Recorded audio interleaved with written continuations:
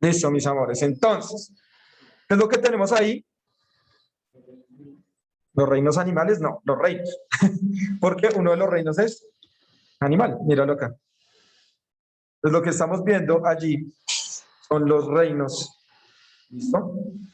Que se tienen en la naturaleza, ¿listo?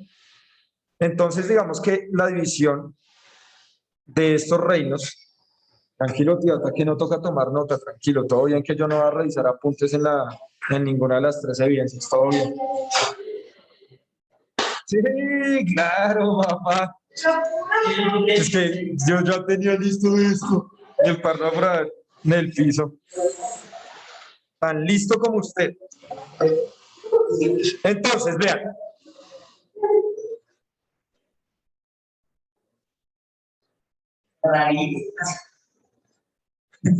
Cuando nosotros en algún momento habíamos hablado de evolución, la evolución, digamos que son formas de cambios y adaptaciones de las especies, pero en mucho tiempo, en muchísimos años, millones de años.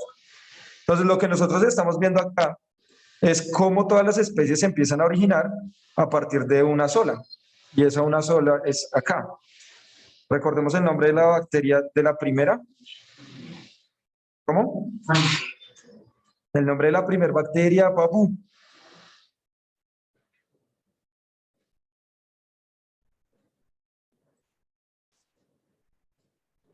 ¿Listo? Esas siglas no son, o sea, no es que no es que los científicos o biólogos dijeron, uy, papu, vamos a pensarnos un nombre, uy, Luca, suena re lindo. No, sino que las siglas en inglés significan más o menos algo así como nuestro ancestro común más antiguo. Eso es lo que significa Luca en inglés. Son siglas. ¿Listo? Y ustedes han visto que hay una película en Disney que se llama Luca. ¿Sí? Está inspirada pues en esto. Porque digamos que la película Luca, la de Disney, es una película que está en cierta medida inspirada en procesos evolutivos. ¿Sí? Porque pues los bichitos salen del agua y se vuelven humanos y entran al agua y se vuelven como tritones. Entonces, empezó. Acá estamos extrañando a Elga acá. Papu, no sé, de pronto. RR. RR, le copio. Allá le caigo. RR55. Bueno, entonces, como ustedes ven, pues hay unos grupos más antiguos, como el grupo Monera, ¿sí? El reino Monera. Luego vienen los protistas, que los protistas se caracterizan porque dentro de ellos hay ¿qué seres vivos se encuentran dentro del reino protista? Muy importantes. No, bacterias, Monera. Hongos, fungi. Virus. Virus, bueno, no. Digamos que dentro de estos grupos no hay virus. ¿Por qué no hay virus? O sea, los virus serían un grupo como por acá. Pero la pregunta es, ¿por qué no hay virus acá? Porque somos bacterias. Porque soy de bacterias, somos que. ¿Cómo? ¿Están hablando? No sé. Claro que sí saben, eso lo vimos. Es más, creo que lo vimos la clase anterior. No, ya tengo la clase. ¿Qué vimos la clase anterior? Por eso vimos características de los seres vivos. Ya, ya. Listo, si me dicen autopoiesis, entonces ya pueden saber la respuesta de por qué los virus no pueden estar acá. Porque no hacen, ¿Por qué no es un ser vivo? porque no hacen autopoiesis. Ya. ¿Autopoiesis? Los virus, a ver, todo lo que ustedes están viendo en este árbol, ¿sí? Evolutivo, todos esos seres vivos hacen autopoiesis. ¿Qué quiere decir? Que cada una de sus células puede dar origen a otra. ¿Listo? Pero los virus no pueden. Un virus no puede dar origen a otro virus. Para hacer eso, ¿qué necesita? No, invadir una célula. Les voy a explicar rápidamente antes de entrar en la reproducción de plantas, ¿sí? Cómo es que los virus se reproducen.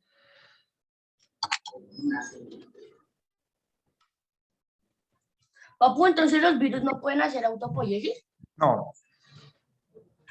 autopoiesis no pueden hacer, necesitan, digamos que, invadir a otra célula y les voy a explicar rápidamente cómo funciona esa preciosura que nos ha acompañado desde noviembre de 2019, que se llama el El SARS-CoV-2. SARS-CoV-2.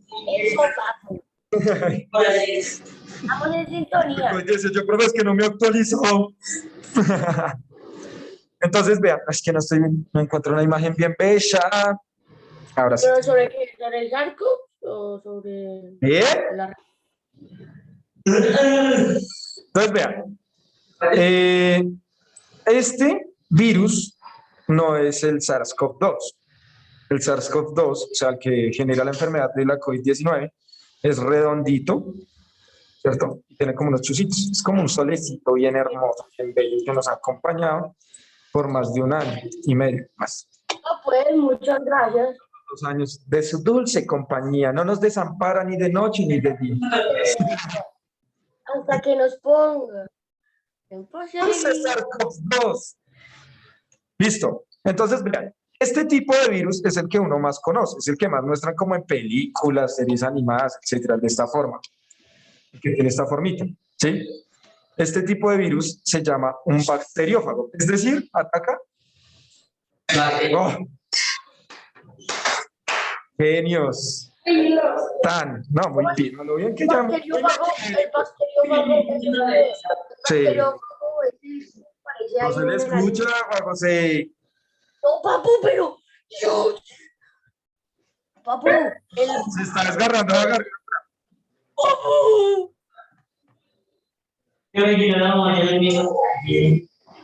Listo. Entonces, miren, las bacterias, digamos que tienen un material genético, ¿sí? Que puede ser ADN o puede ser ARN, normal, pero no tienen célula. O sea, digamos que eso que está ahí, que ustedes ven ahí, no es una célula como tal, a eso le vamos a llamar una cápsula. Están metidos en una capsulita, cápsula viral. ¿Listo? Y estas páticas de acá, o cuando hablamos del SARS-CoV-2, el COVID-19, tiene una corona radial, eso se llaman proteínas. ¿Listo? Entonces, los virus son,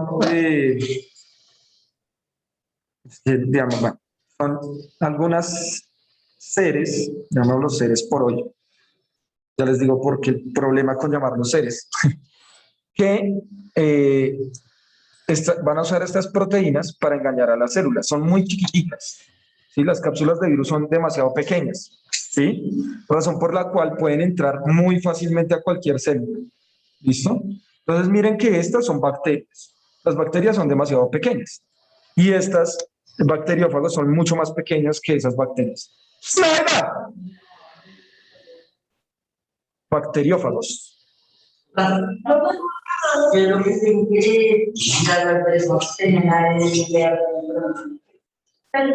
No tienen células, sí.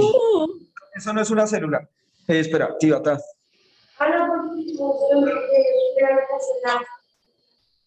Bueno, eso tiene unas proteínas. Recuerden que nosotros, todos los seres vivos, estamos hechos de proteínas. Profe, ¿pero en dónde encontramos las proteínas? La comida. Pues la sangre. mírese el pelo, mírese las uñas, mírese cualquier parte del cuerpo. Todo eso está hecho de proteínas, ¿sí? Se vuelven células, se vuelven tejidos, etc. Ahora, esto es pequeño. Ah, bueno, Delgado, ¿vas a preguntar algo? Sí, papu. Papu, el bacteriófago es ese muñequito ahí todo peliculero. ¿Es ese muñequito qué? Este de acá, el que estoy enseñando. Peliculero. Ese. Sí, por eso ese. Esos son los bacteriófagos. O sea, ese tipo de virus, con esa forma, suelen atacar a bacterias. ¿Listo? Papu, pero en realidad sí tienen esa forma. Sí, sí, sí. Sí, esa es la forma de los bacteriófagos. Todo tipo, todo. Entonces, miremos acá. Lo que hace el virus, no solo el bacteriófago, sino cualquier tipo de virus, por ejemplo, el SARS-CoV-2, el que genera la COVID-19, es llegar a la célula, en este caso una bacteria, o puede ser la célula de nuestros pulmones, ¿listo? se va a pegar, se va a meter al núcleo y luego va a introducir su material genético, el ADN o el ARN, acá dentro del núcleo de la célula. ¿Listo?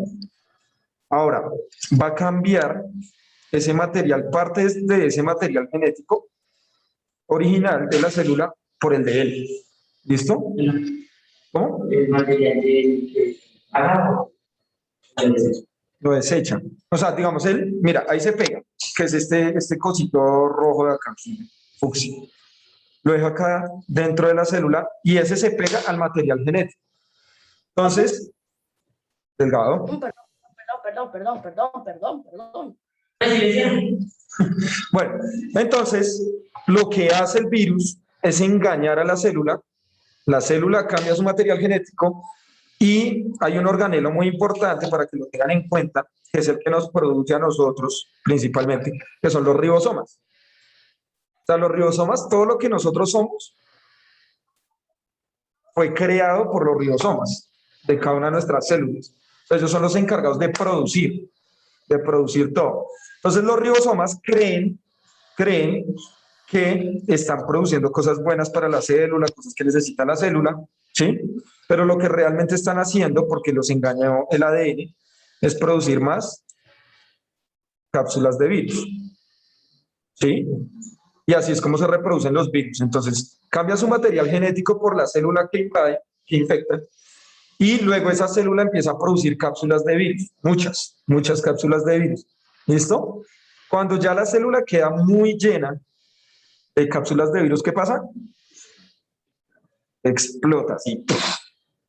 Y cada una de esas cápsulas de virus va a invadir a las células que están a los lados.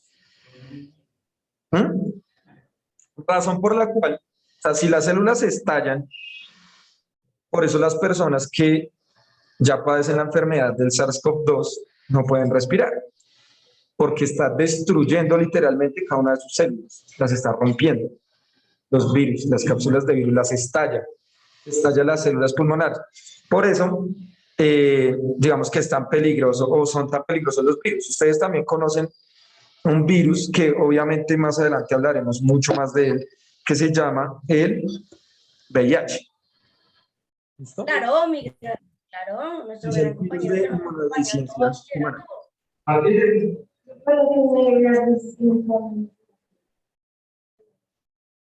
Lo mejor.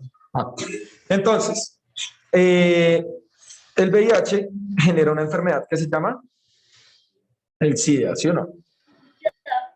Entonces, ¿de qué se trata esa enfermedad?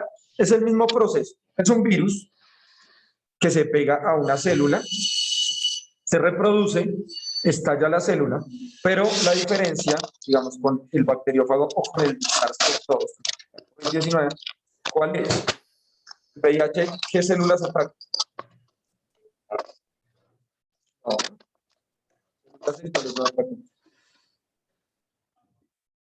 Es peor. Ojalá fueran las células, ojalá. ¿Corazón? No. Peor que el corazón. Porque es que si fuera el corazón o el cerebro, pues la muerte sería más rápida. No, los glóbulos rojos no se pueden infectar por virus. Pues cuando están afuera, ya en la sangre, no se pueden infectar por virus. ¿Por qué? Porque no tienen núcleo. ¿Mm?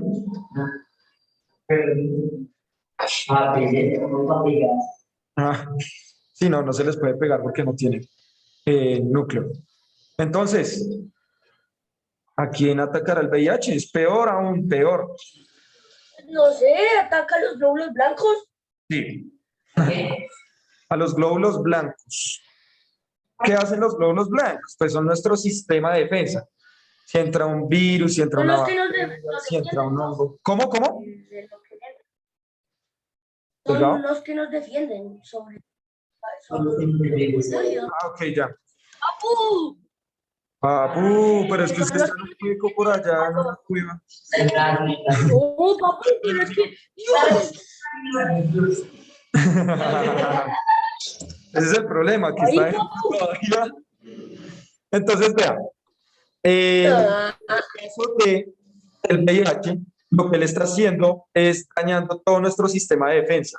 Está destruyendo esas células. Entonces, una persona con SIDA, cuando ya se desarrolla la enfermedad, es una persona que se queda sin células de defensa. Entonces, cualquier gripa o cualquier parásito o cualquier cosa lo puede matar porque ya no tiene células de defensa. Ajá. ¿Y otros qué? Ah, bueno, sí, obviamente llegan otros virus, otras bacterias, y ya luego terminan de acabar. ¿Mm? Sí. Ah, listo. Entonces, por eso, en el cuadro original que les estaba mostrando, volvemos a él, en este no aparecen los virus. Primero, no tienen células. Segundo, necesitan infectar a otro ser vivo para poder reproducirse. Estos amigos que nosotros vemos acá, que sí son seres vivos, considerados seres vivos, ellos sí, cada una de sus células puede dar origen a otra célula. Es decir, hacen el proceso de, otra vez, muy bien, Moreno. Entonces hacen el proceso de autopoiesis. ¿Listo? En ese proceso, pues se dio toda la evolución. ¿Listo? Es decir, la transformación a partir de un ser vivo en los miles y miles y miles de millones de seres vivos que existimos hoy en día y los que se han extinto. ¿Listo? Ahora, dentro de estos grupos, inicialmente, algunas bacterias, sobre todo estas, que son las cianobacterias, acá aparece como cianofita, las cianobacterias fueron y son todavía bacterias muy importantes porque hacen fotosíntesis. Cianobacterias, con C. La evolución. Digamos que la evolución puede darse por muchos procesos. Primero, es un proceso recontra hiper mega lento. ¿Sí? ¿Cuántos años tiene la Tierra?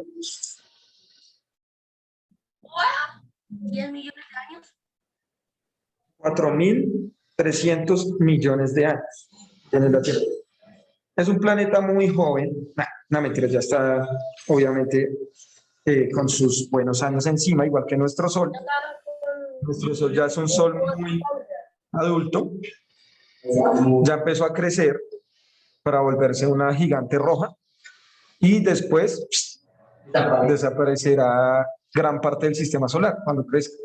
El planeta Tierra será uno de esos planetas que el Sol va a absorber cuando se vuelva una gigante roja. Ya se está empezando a volver una gigante roja. ¿Listo? Papi, 5 añitos tenemos. 5 años. Oh, papu, no me diga eso. No, a ver, las cosas espaciales realmente son procesos exageradamente largos. O sea, faltan millones y miles de millones de años para que eso pase. Ahora, para cuando eso pase, la vida en la Tierra ya no va a ser posible. O sea, ya acá no va a haber vida. No va a ser posible por la cantidad de radiación que generará el Sol. ¿Listo? Entonces, las cianobacterias, estas amigas llamadas cianobacterias, fueron muy importantes en esa primera Tierra porque empezaron a hacer fotosíntesis. Y entonces, cuando morían, liberaban. Bien, muchachos, oxígeno. ¿Listo? Entonces empezaron a liberar oxígeno y eso cambió toda la atmósfera de la Tierra, generando la capa de ozono. La capa de ozono es muy importante. ¿Por qué? ¿Por qué creen ustedes?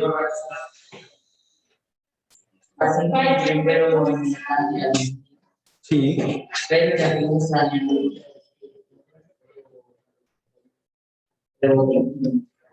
Yo les había dicho cuánto repelía la capa de ozono, ¿no? ¿Cuánto? ¿No lo anotó? Para que lo anote otra vez. Entonces, la ventaja de nosotros, de este hermoso y maravilloso planeta, y por eso fue viable la vida acá también, es que nuestro campo electromagnético, que está a base de hierro, repele el 90% de la radiación del Sol. ¿Sí? Nuestro campo electromagnético repele el 90% de la radiación del Sol. ¿El campo magnético? El electromagnético, sí. Y nuestra capa de ozono repele un 5% más. Es decir, en este preciso momento, si tienen alguna ventana allí o algo donde esté el solecito, quiere decir que en ese momento solo está entrando el 5% de la radiación total del sol. Y nos puede generar cáncer de piel y nos puede quemar, etcétera. Solo está entrando el 5%. Sí. Ni siquiera con el daño de la capa de ozono que tiene en este momento ha aumentado a un 6% de radiación, ni siquiera. Ahora, se cree que si aumenta a un 6% de radiación del Sol dentro del planeta, pues muchas especies se van a extinguir, los cambios en los ecosistemas serán tremendos. ¿Sí? Dime, amor, no te escucho.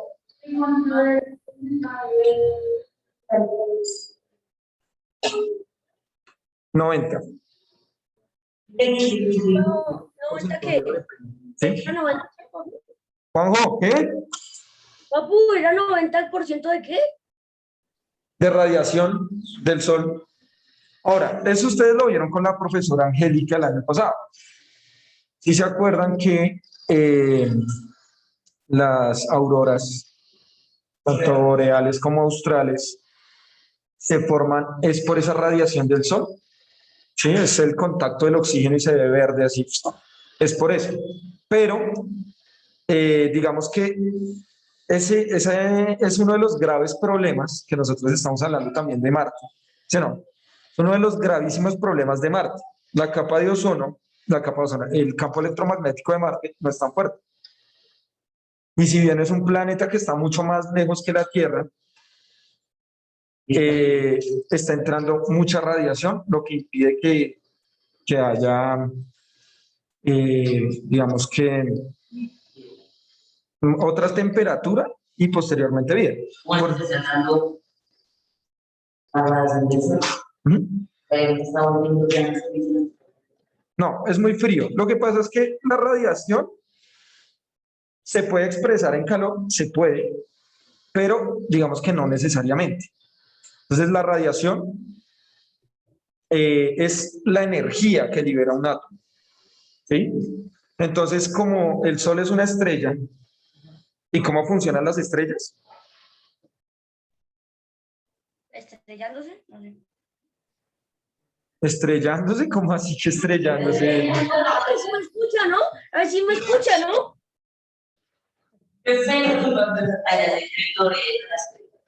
No. Como funciona una estrella, recuerden que no es una bola de fuego, ¿no? Sino es una bola de energía radioactiva. Entonces destruye átomos de hidrógeno y forma de helio. Los destruye. Entonces lo que estamos viendo en las estrellas, no solo en el Sol, son miles y miles y miles de bombas atómicas todo el tiempo. Todo el tiempo. Son bombas atómicas que se están dando todo el tiempo. ¿Listo? Entonces, esa radiación no es necesariamente calor. Que acá en la Tierra se vuelve calor. ¿Por qué? Porque cuando golpea la radiación, los seres vivos y, bueno, los átomos y la atmósfera hacen que esa radiación se transforme automáticamente en calor.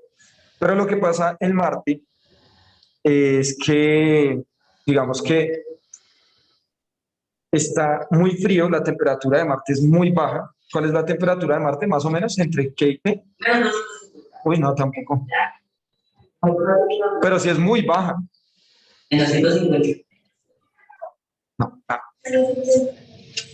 menos 50 grados puede llegar, que eso es muy bajo. Y la más alta, 20 grados. O sea, imagínense. Eso es muy frío. Usted ni siquiera podrá encontrar la temperatura de Melgar en Marte. ¿Sí? Porque Marte supera 21, 22, 23 grados. Y en un día muy caluroso en Marte, la temperatura máxima, pero muy caluroso, o sea, un día de verano así, alcanza 20, mucho, por mucho. ¿Sí? 20 grados centígrados los puede llegar a alcanzar Bogotá, en un día soleado, caliente en Bogotá. ¿Sí?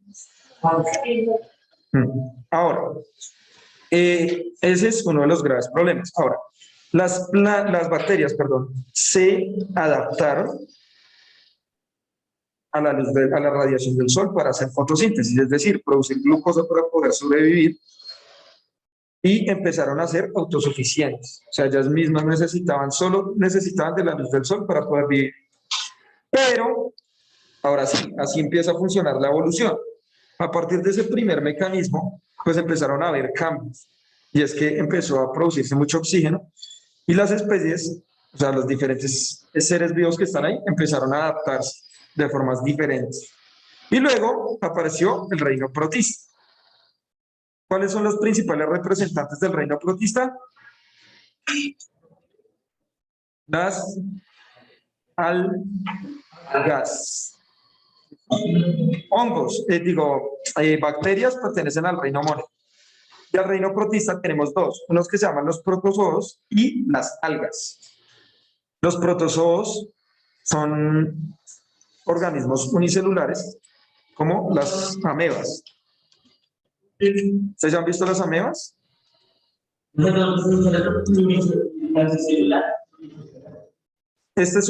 lo que estamos hablando hasta este momento es unicelular, pero en el reino protista ya empieza a haber pluricelulares, ¿sí? Pero, ojo, esos pluricelulares no forman tejidos.